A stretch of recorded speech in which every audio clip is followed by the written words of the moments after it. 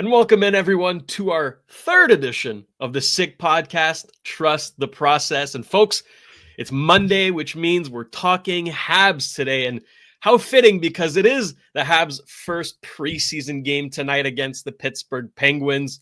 We're going to talk about those lines that we're going to see tonight. A lot of rookies, a lot of prospects playing tonight. So we're going to talk about who to look out for, what we're expecting from them. And staying on theme as well, we're going to talk about some of the top Habs prospects, where they'll be playing this year, and what the expectations are from them, and maybe how far away from turning pro they are.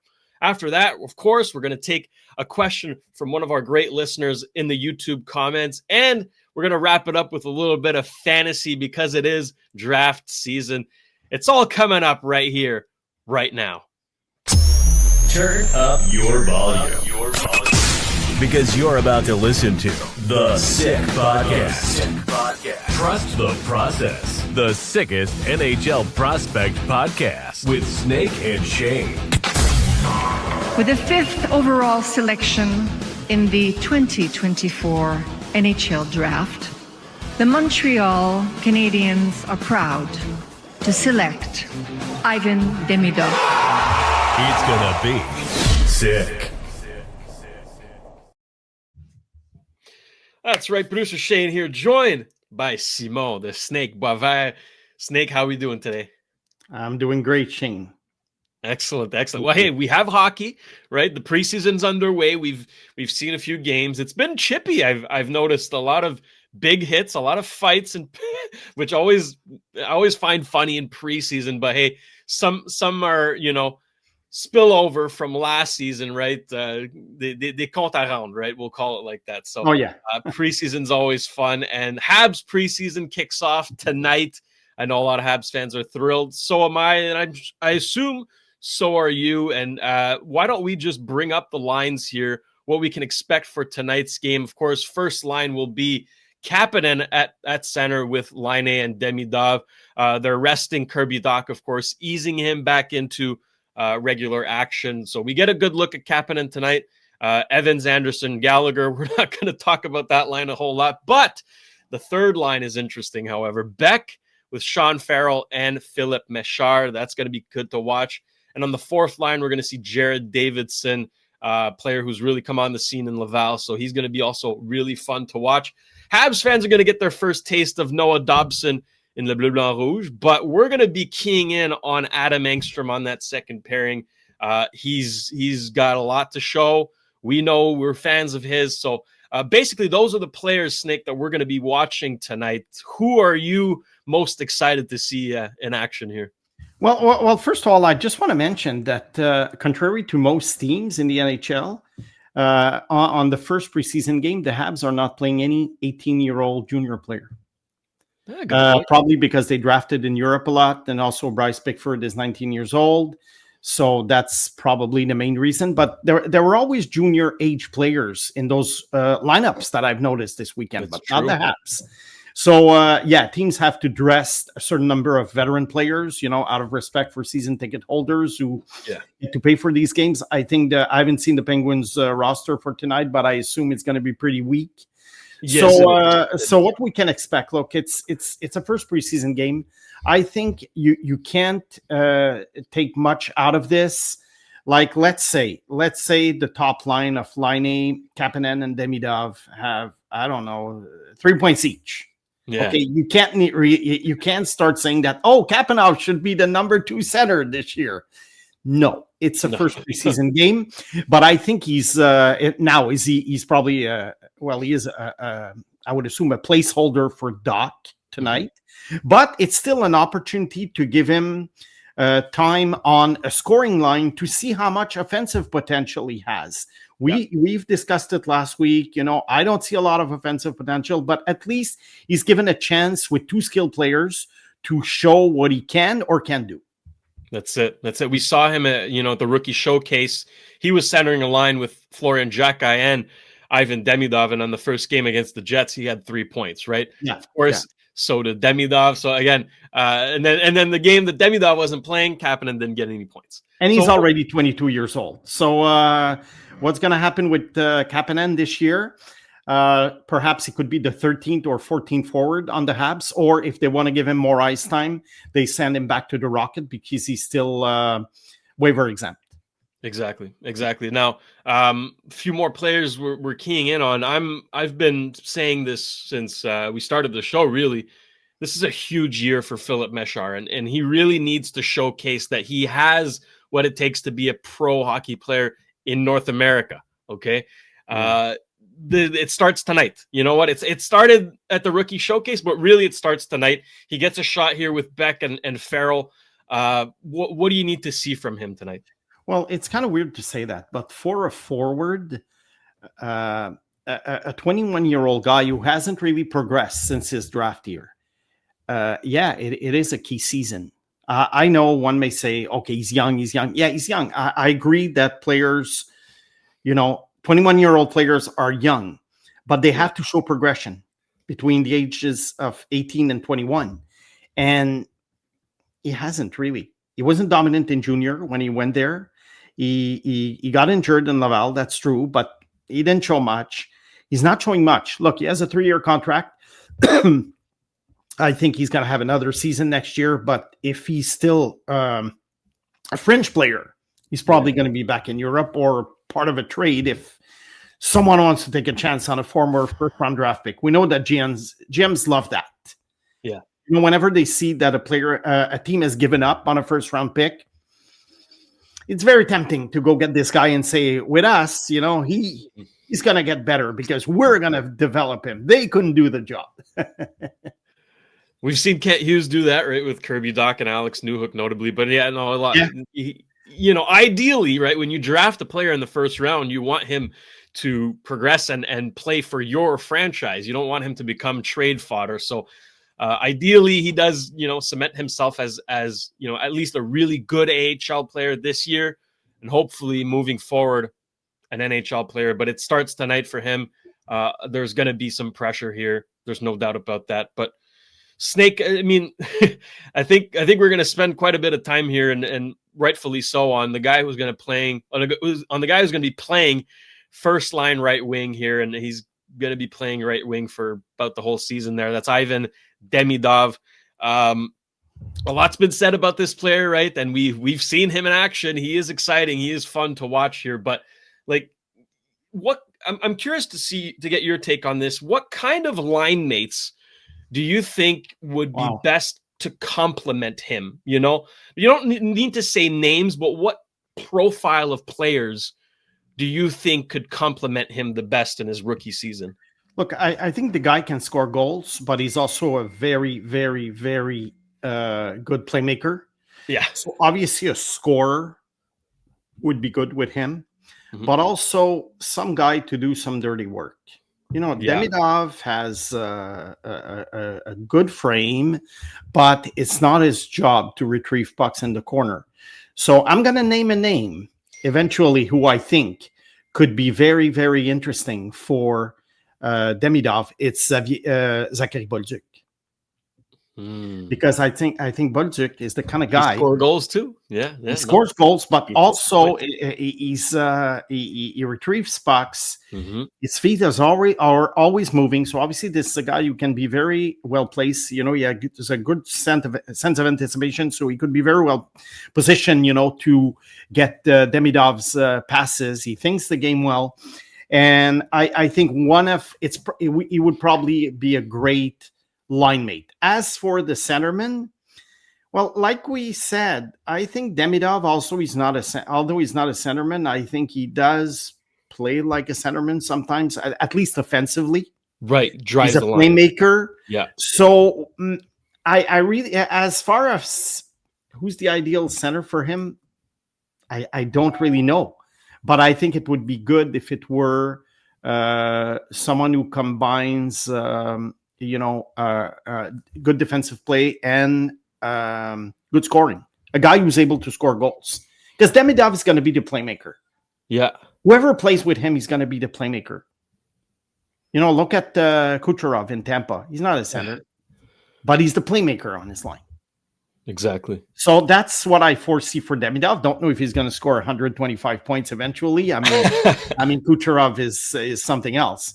But the point is, it's going to be probably the same role, the same type of player within the lineup. But I really see Bolduc as a natural. I know they're probably going to start with Laine, Doc, and Demidov, but who knows how long that Slavkovsky, Caulfield, Suzuki line will last. Will it last 5 years? Will it last 2 years?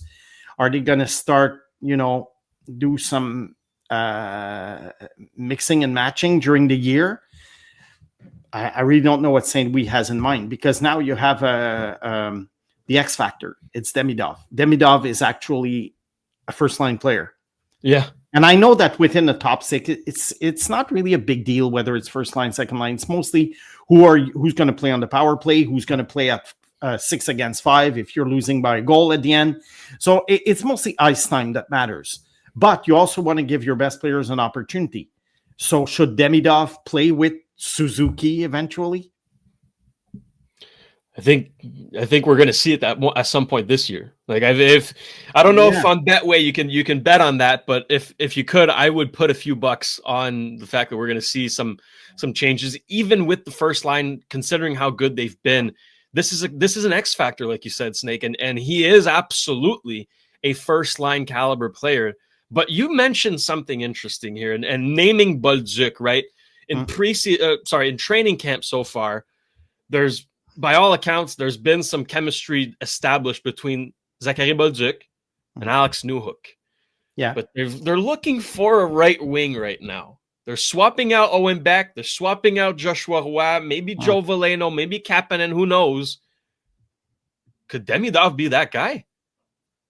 Do you like that line? Because Newhook said he wants more defensive responsibilities this year. He's going to be playing penalty kill, right? He's going to be asked to be that more defensively minded player, but he's got that speed and he can score. I think, I think what's happening with Newhook, I was very, very high on him in his draft year. In fact, I had him ranked number 6. Wow. Obviously, that was a mistake. Okay. Newhook is not going to be the 6th best player of his draft year, but no. So I'm not trying to defend that choice. I really saw more offense in this guy. And that's the point. I think right now he's at a crossroads in the sense that what is Alex Newhook going to become for the next 5, 7, 8 years if he wants to last that long in the NHL? Because right now he seems like a low-scoring offensive player.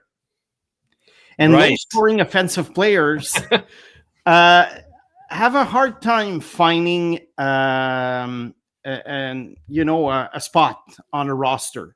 They are the type of guys at some point when they become unrestricted free agents, they remain available till the end of August. Look at Jack Roslovic. Yeah, still unsigned. Still unsigned. I like Roslovic, but he's a low-scoring offensive player. Right. So maybe Newhook, if he starts to morph into another type of player, which he has speed. So if he's good on the PK, then he becomes very valuable, because we saw how last year, there were some good players on the PK unit for the Habs, but the Dvorak is gone, so the door's all open for him. And at the same time, this guy could still score 15, 20 goals because he is fast and, he creates opportunities. But he's going to have to learn to play better, I would say, defensively at 5 against 5. Right. But I haven't given up on him. I mean, not to become a star, but I haven't given up on him becoming a useful NHL player for, another 7, 8, 9 years. No, exactly. Well, it's going to be interesting to follow. I'm very excited to see how this unfolds. And last thing on Demidov, I mean, points wise, a bunch of people are making predictions. He's going to get 70. He's only going to get 50. I think the right comparison to have here is actually Lane Hutson. Okay, Lane Hutson comes in first season as a defenseman and gets 66 points. Now, Demidov's going to get the offensive opportunities. He's going to play on the first power play unit. Well, we assume he might start on the second, move his way up on the first, but he's going to get those offensive chances. Is that a benchmark for him? Does he need to get at least 66? What's your take on that? If he plays like 82 games, or I don't know, 75 games at least, I predicted between 65 and 68. Maybe I'm being a little conservative, but I know that at some point, but it's his 20-year-old season. It's not his 18-year-old season, so it's his 20-year-old season, just like Hudson. I think the big step, the big jump for Demidov will be next year because he's still a rookie. And we saw, after a tremendous first game against the Hawks, it kind of calmed down, but it was the playoffs and the guy was just getting acquainted with the NHL. So he's still a rookie, but I think 65 to 68 would be an excellent season and maybe jump to maybe a point per game next year. Yeah. I'm on board. If he scores a point per game this year, we will be ahead of schedule. But because at some point, I see him as a 90 to 100 point guy year in, year out in the NHL. Maybe more, depending who he plays with, depending what the Habs become as a team. I was a little bit concerned, last year that the Habs didn't have enough good top six potential players, but they do now. I see Bolduc as a potential top six, and Demidov's here. And they drafted Zarovsky, Michael Hage. So now I'm pretty confident about the Habs top six and even top nine. Exactly. The reason I asked for the points is because I think a lot of people kind of over-evaluate or kind of over-project rookies. And you look at past Calder winners, right? Lane Hudson was actually like 66 points is actually one of the most productive Calder seasons we've seen in recent memory. Before that, it was Austin Matthews who got 69. And before that was Matt Barzal, who got like 85, which remains his best season so far. So and hadn't Celebrini been injured, maybe he would have gotten 70, but not 85. I mean, I think people think of Sidney Crosby, in 2006, but Sidney Crosby. McDavid was a point per game guy, but he got injured. He missed 35 games. He probably would have gotten 75, 80 points. But we're talking about generational players. So I think if I say 65 to 68 as a great season for Demidov, I think I'm just being, realistic. And that would be fantastic. Yeah. That makes sense to me. And let us know in the comment section what you think Ivan Demidov will put up this season. Snake thinks 65 to 68. I'm in the same ballpark here. I think he can top that. He can reach 70, but I think that's about the estimate we're at here. And Snake, how about we stick with the Russian theme here, okay? Yeah. Because the Habs drafted another Russian in this 2025 draft, moved up in the second round, the second pick of the second round to draft Alexander Zarovsky, who's going to be playing at UFA in the KHL this season. Now, he didn't start the season, actually, because he got injured playing basketball. But it's a minor injury. He'll be back in no time. Listen, this is a player that we know has exceptional skill, right? That's really what shines, is stick handling, right? The offensive abilities. What do you think he needs to show this season playing at the pro level to indicate that, okay, this can really be an NHL caliber winger? Well, last year in his draft here, I was amazed at his hands. I thought he probably has the best hands in the draft. And that's why I had him ranked at 17. Maybe I was being conservative, 17th. But you never know with these junior Russian players in the MHL. It's hard to predict. We've been very, very high on some players sometimes, and they do nothing in North America. So what I think with this guy is that what I liked last year was that he constantly progressed over the season, and he finished the season in the KHL. Yeah. And to me, this is very important in a guy's draft year. Now, this year he's joining the KHL. The KHL is not very young player friendly. No, we know that. You saw that with Demidov. We know that, but I think Habs fans are all aware. Yeah. And so what's the plan with him? What's the plan for the KHL? I'm sure there's going to be days where he's either going to stay on the bench or play 4 minutes.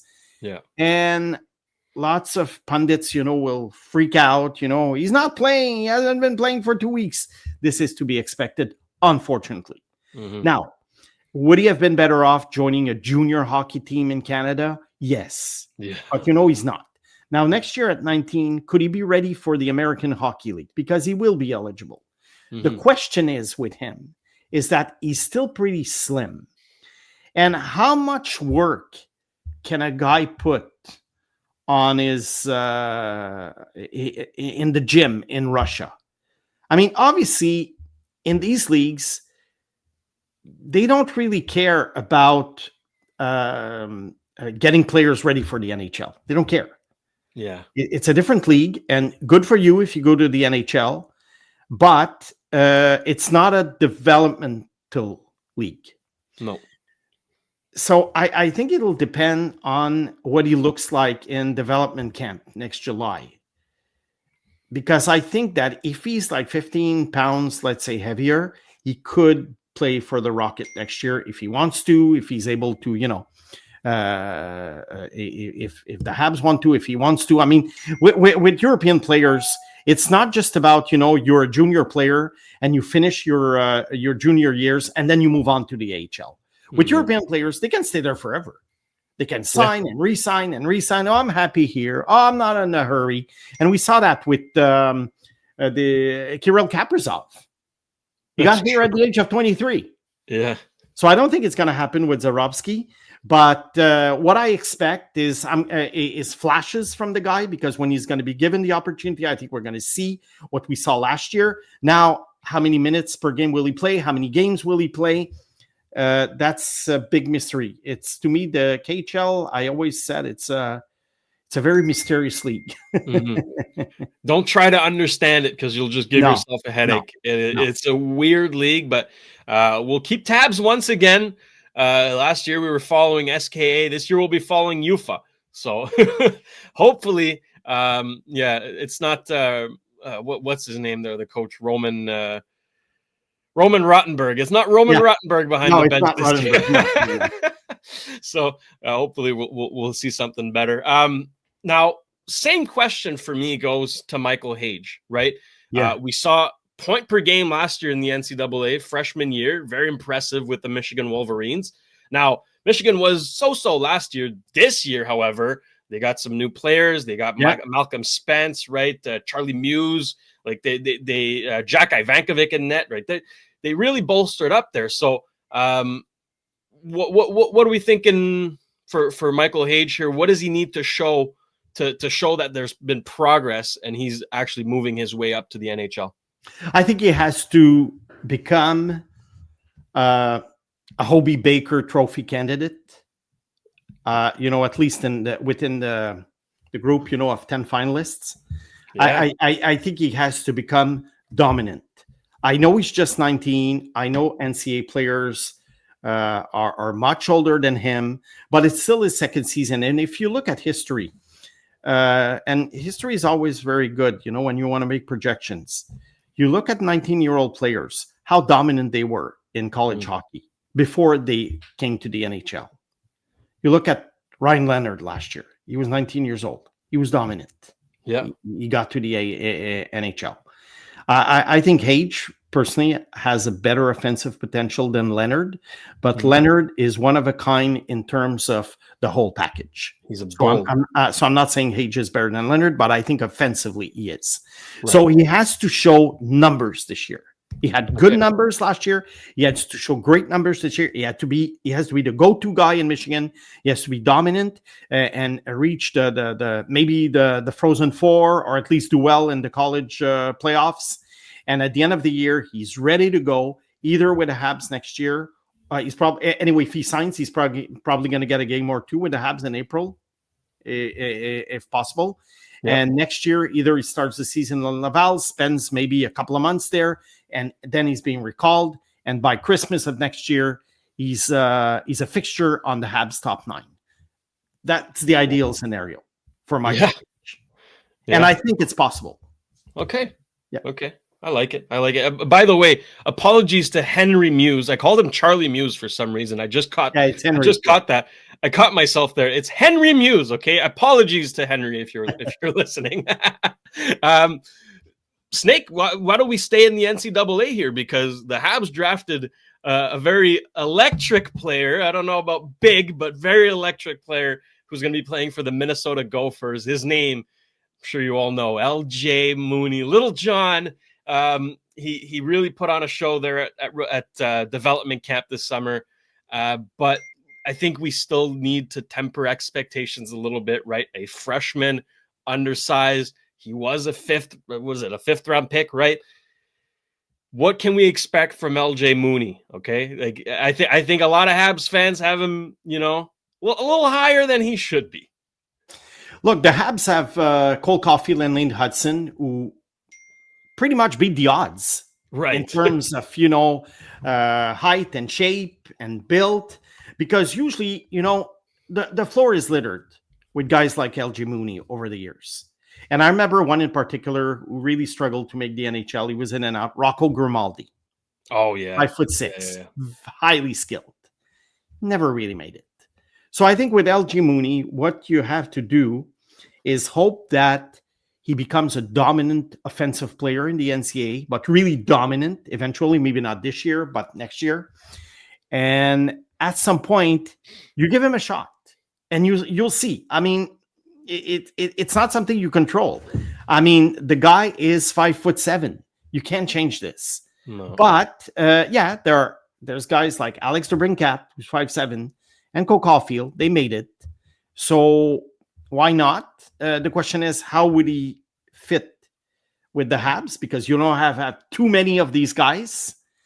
And again, if he's 5'7", he has to be Caulfield-like in terms of point producing, goal scoring. You can't have a guy like this score 18 goals and 22 assists. No. A guy like LJ Mooney has to be a 70-point player. Yeah. And that's the question. So we'll see, but he is electric, and he was playing on a pretty bad US NTDP team last year, right? Which is rare. Usually the American team is very good, but it was a bad year for them. So he did what he could. And look, I like him. This is a kind of dart that you throw at some point in the 4th, 5th, 6th round. Why not? Yeah. I mean, instead of taking, a guy who's labeled like AHL player, why don't you go for the possible home run? Mm-hmm. And if he doesn't make it, it's not a big deal. Worst case scenario, he becomes a very good player for the Rocket. Exactly. No, we're hoping for the best for LJ, because he is damn fun to watch, and we're definitely going to be keeping tabs on the Minnesota Gophers this season. Snake, another player that the Habs drafted in 2025, and one that you were a big fan of, still are, is Bryce Pickford, defenseman for the Medicine Hat Tigers. Wearing the C, by the way. He is now the captain, and hey, what do you know? First game, 3 points. How about that? Yeah, which is normal at the age of 19. I mean, you expect him to dominate, so I take this with a grain of salt, but I really liked him. Look, I had 3 sleepers last year in the draft. Sleepers are basically players that I see doing better than where they are being selected. Right. And I had before the draft, I had Zarovsky. And second, I had Cooper Simpson, who was drafted in the 3rd round by Boston. Yep. And the other guy that I had was Bryce Pickford. And Bryce Pickford had been ignored in the previous draft. And it was the second time around for him. And I remember saying before the draft, I said, look, I really, really don't pay too much attention to players who went undrafted in their first year, because usually there's a reason why they were undrafted. But this guy, I felt, because of circumstances, did not get a chance to showcase who he was, to showcase his skills. And last year he did. And especially in the playoffs. And I saw him live at the Memorial Cup for a few games. And with Medicine Hat, I was really impressed. And I think this is a guy who has a chance to make it. Players selected after round 2, the rate of success is very, very low, so let's not get too excited. But if there is a 3rd round pick who could make it in the NHL, whether it's with the Habs or elsewhere, I think it's Bryce Pickford. I think he has great offensive instinct, and he has a good frame, and I think he can be very decent defensively. So next year, he's going to be with the Rocket. That's for sure. He's not going back to junior hockey. They're going to sign him. And right away, if Reinbacher graduates and maybe Engstrom, we don't know, at some point he could easily become the number one defenseman in Laval very, very quickly. My guess. That's interesting. Very interesting. There's one college player I want to mention, Shayne. Absolutely. He's a little bit unknown. It's Logan Sawyer. Logan Sawyer is 19 years old. He's playing at Providence. Yeah. Mm-hmm. He was drafted in the 4th round. And last year, I went to see Providence for a couple of games in Vermont because I wanted to see Trevor Connolly. But Trevor Connolly was injured. So I focused on a couple of other players, John Mustard from the Hawks and Logan Sawyer from the Habs. And Providence, I mean, it's, oh boy. They're trying to win every game 2-1. So you can't really count on them to develop offensive players. But I think this guy has a little bit of offense in him, but he has the skating, the work ethic to be a role player in the NHL. So I would follow this guy. This is a guy probably I would sign at the end of the year, send him in Laval for a couple of seasons, and at some point he could become a 3rd or a 4th liner, maybe a 4th liner. And like I say, if you draft a guy like this in the 3rd or 4th round, it's a real win. But I like his energy. And he has some skills. So just a little parentheses on a long shot that I like. Absolutely. I agree. There's not enough people talking about Logan Sawyer. He was a 3rd round pick after all in 2024, right behind Atos Koivu, who will be playing TPS Turku this year. You're not as high on him. No, not at all. I'm not high at all. I assume at some point he's going to sign a contract. I think he's going to have his 3-year run in Laval. It's fun, he's Saku's son, but that's where it'll stop. He'll go back to Finland. He'll have a good career in Finland. But even this year, I don't expect him to score a lot. I mean, in Liga, again, it's like the KHL. They don't give real opportunities to young players. But even if whether he gets an opportunity or not, look, let's not get excited by his performance at the summer showcase. He's probably going to be at the World Juniors. Well, most certainly be at the World Juniors. He could score a few goals. But again, I'm not excited at all. And I don't know if they drafted him because his name was Koivu. But maybe if his name weren't Koivu, he would have been drafted much later. I don't see anything in this guy, unfortunately.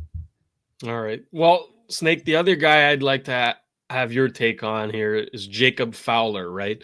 Yeah. He's been looked at as the next one, right? He is the future in net for the Montreal Canadiens, and he'll be starting his first full season pro this year with the Laval Rocket. My question to you, however, is, are the Rocket better off easing him into pro hockey by having a tandem where they share the workload, or throw him in as number one and give him most of the games? Look, it's tricky with the American Hockey League because most games are played Friday, Saturday. Yeah. And very often, especially at home, the Rocket plays at 7 and then they play at 3 the day after. Mm-hmm. I know the guys are young. I mean, they can take it.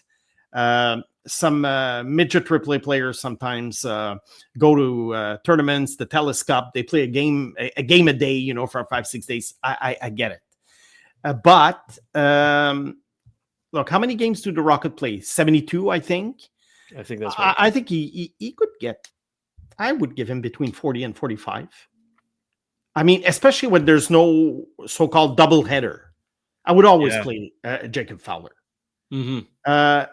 Kakkonen is a good insurance policy in case, Dobesh doesn't do the job or if there's an injury. And honestly, I wouldn't mind giving him a game or two at some point. I'm talking about Jacob Fowler. Yeah. But I like stability. And for a 21-year-old goalie, I think stability is important. He plays for the Rocket all year. You try and make him, the Rocket will have a good team. I think it's good for him. And there's absolutely no rush a goalie might not be ready before the age of 24, 25 when you think about it. What I mean by ready is ready to take over the net, be the guy, day in, day out, play 50 games. Could take another 3 years. So, but he has to do it at the American Hockey League level, because at the college level, they play less games. Yeah. He did play double headers, by the way, in college, because they always play Friday, Saturday, but that's a different story. I mean, Boston College was very strong in front of him. So between 40 and 45 games, and goalies are hard to predict. I wouldn't bet a dime on any goalie except, a Carey Price or a Vasilevsky. And but I see him as an NHL goalie eventually. Will he be a number one? Will he be a Vezina Trophy winner? We don't know. But I see him as an NHL goalie. He's got a pretty good start to his career, and I like his technique. And yeah, he was a good pick. Excellent. Wow. I would agree with you on that one. Even though I am no goalie expert, but he shows the signs that I like to see. Snake, is there any other Habs prospects that you'd like to highlight before we get to our listener question here? Well, maybe we can briefly talk about what's his name, Adam Engstrom. Oh yes, because he is still a Habs prospect. Tonight, yeah. He's still, we're going to see him tonight. I thought Engstrom, after his draft here, I was really impressed in Sweden what he was doing. I always saw him as a third pairing guy eventually, which again is good for a third round pick. I hope he gets a chance at some point. I know he makes mistakes sometimes, but the guy really has guts. He's not afraid to carry the puck and defensively to hit guys. And he's going to have another year in Laval probably, but I would give him a call at some point if there are injuries. And I would be happy if he played maybe 10 games in Montreal this year, because I do think that he could become an improvement over a guy like Struble. Yeah. But we'll see. I think it's an interesting year for them, because now he's accustomed to North American hockey. It's going to be an interesting year, but you've probably noticed, whenever we see him, there's highs and lows. We get very excited about him, then we get a little bit disappointed, then very high, but I think he has a chance. So that's pretty much the last guy I wanted to talk about. Yeah, I'm a big Adam Engstrom guy. Smooth skating and underrated size, folks. 6'2". Yeah. He doesn't always play like he's big, but he can. We saw it in the playoffs last year with Laval. He can play like a big boy defenseman. So keep an eye on Adam Engstrom for sure. For sure. All right. Before we get to our listener question, we have to give a big shout out to our partners who make this show possible, and starting with Betway. Folks, you can still go all the way with Betway and get a free bet up to $200 if your first bet loses. You can scan that QR code on the screen or click on the link in the details section to create an account and redeem your welcome offer. Now, the offer is only available for new customers. Terms and conditions apply. Offer is not available in Ontario. Must be 18 years or older, and please play responsibly. As well, we want to give a big thank you to Cheapest T-Shirts, folks. If you are looking for the cheapest prices on wholesale apparel in Canada, you'll find them at cheapesttshirts.ca. All right. They are proudly Canadian and trusted by thousands of customers from coast to coast. They deliver unbeatable value every day. You'll always get the cheapest prices plus same-day shipping and even next-day delivery, so your order arrives fast. With over 1,000 products and more than 36 trusted brands like Gildan, Jerseys, American Apparel, M&O, and Comfort Colors, the selection is unmatched. Whether you're shopping for t-shirts, hoodies, crew necks, hats, tote bags, polos, aprons, tank tops, and so much more, you'll find it all in one place. You get the cheapest deals in Canada today at cheapesttshirts.ca.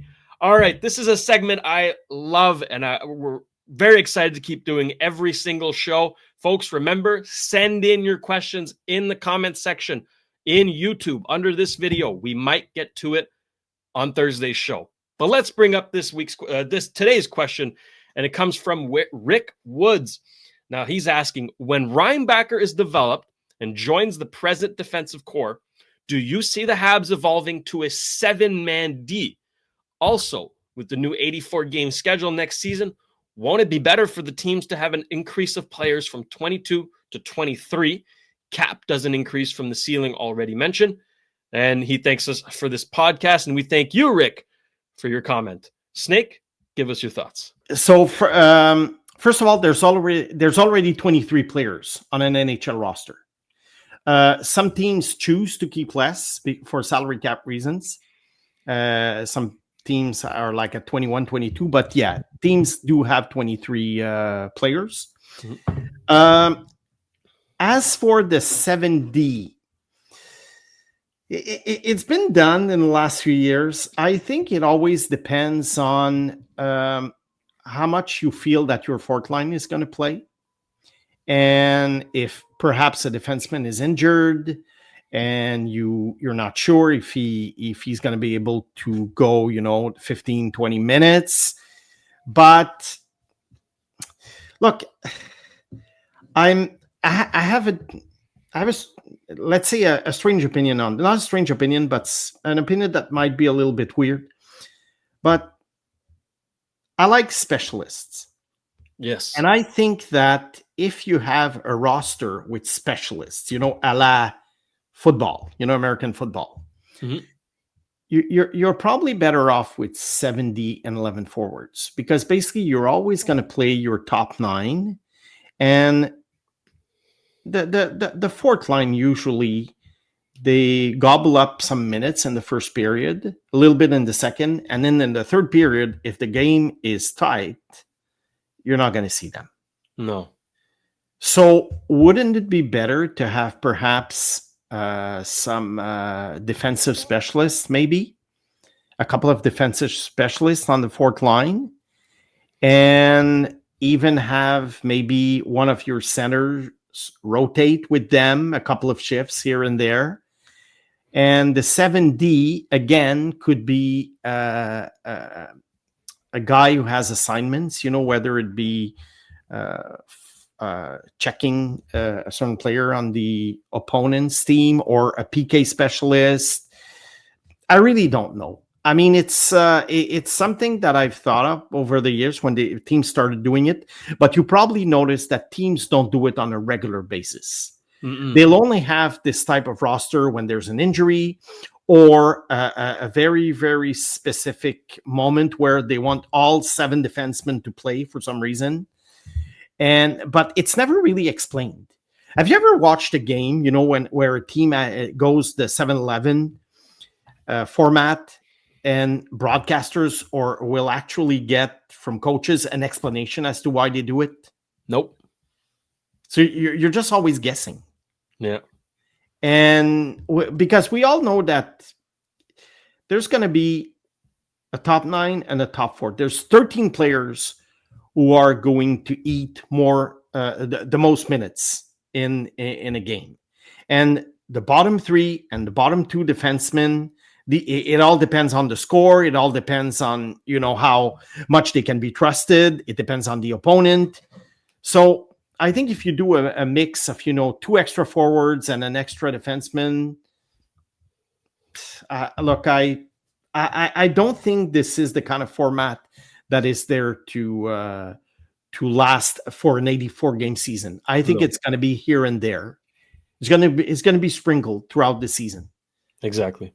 I don't know what you think. I think it was a very good question because it is because there's no real explanation. This is something I would ask a coach. Mm-hmm. What's the idea behind the 7-11, which is pretty new, I would say. It's only been done for a few years. Yeah.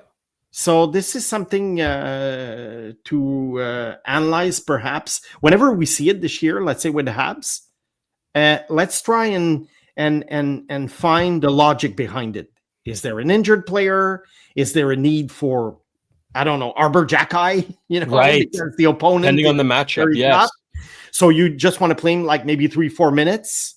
That's a possibility.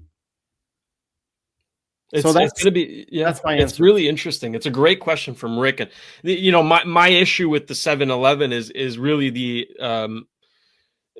the fact that there can't be chemistry established, right? If it's always in, out, in, out, in, out.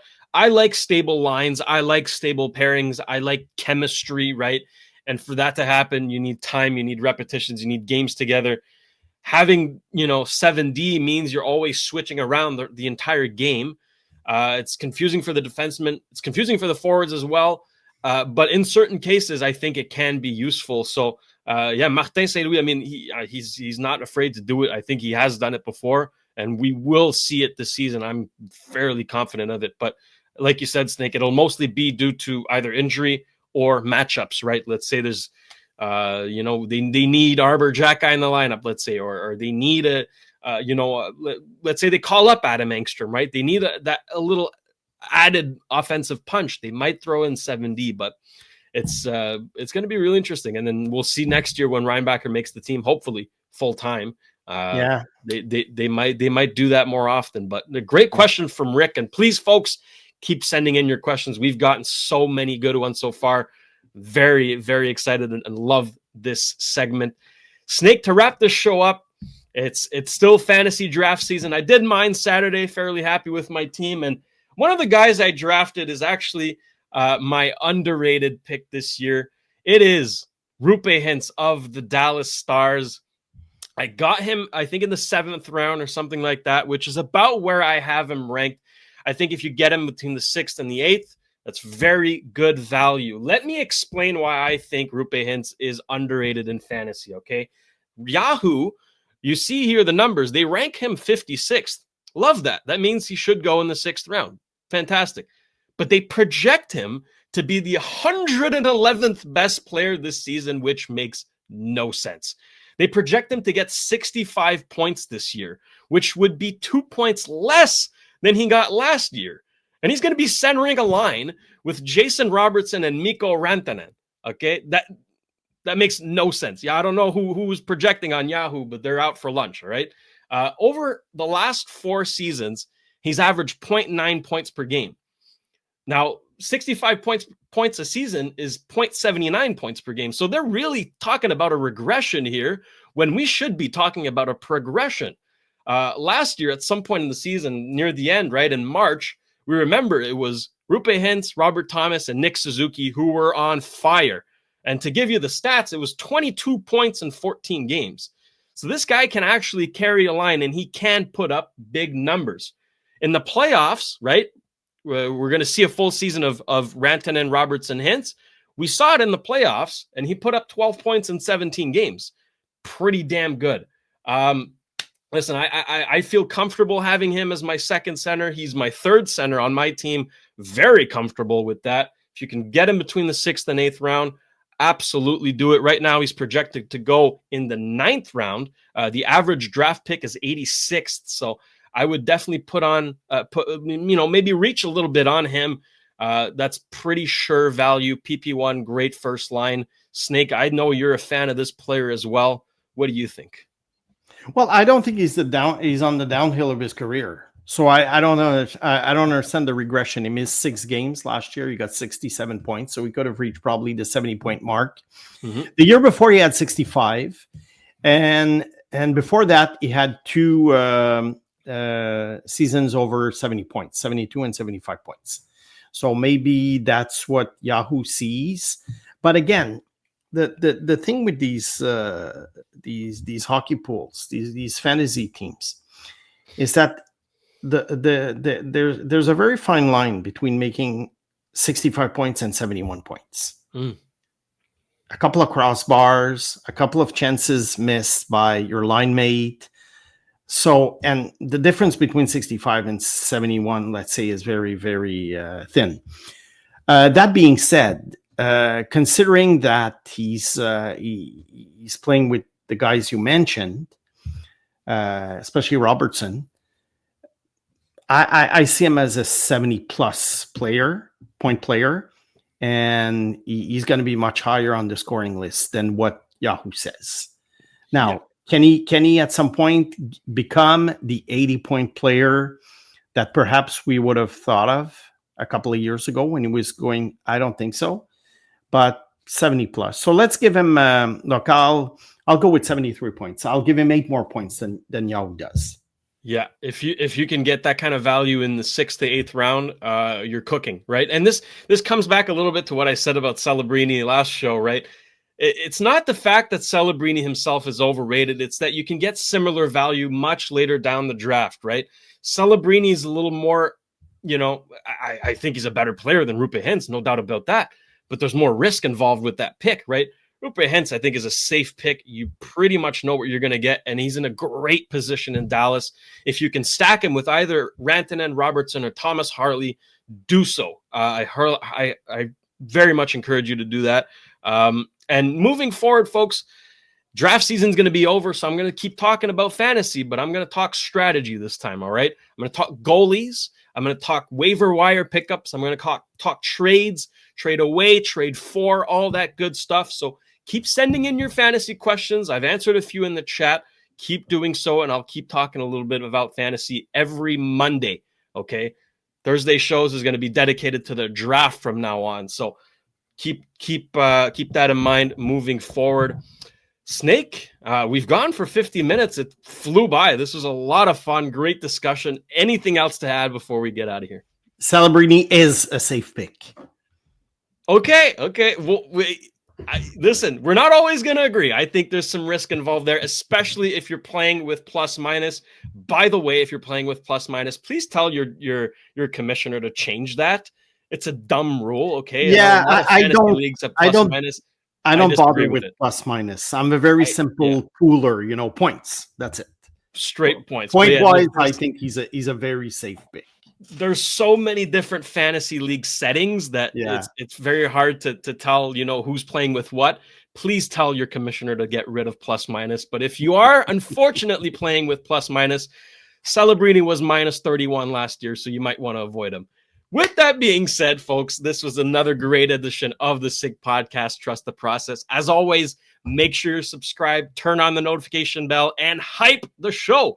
We don't know if it works yet. It's a new feature, but doesn't hurt to do it. It's free. Just hype the show, please. We greatly appreciate it. Send in your questions, and we will be back on Thursday to talk all things 2026 draft. It's going to be a really fun one. Enjoy the game tonight. There is no Metro, by the way, if you're in Montreal. The STM is on strike right now, so I don't know how people are getting to the Bell Center, but stay safe, have fun. For Snake Boisvert, I am producer Shayne. Thank you to Juliana and Sammy back at Master Control. We'll see you Thursday. And that's a wrap. Hope you don't miss us too much until next time. Follow the SIG Podcast, Trust the Process on YouTube, Instagram, Facebook, Google Play, and Apple Podcasts.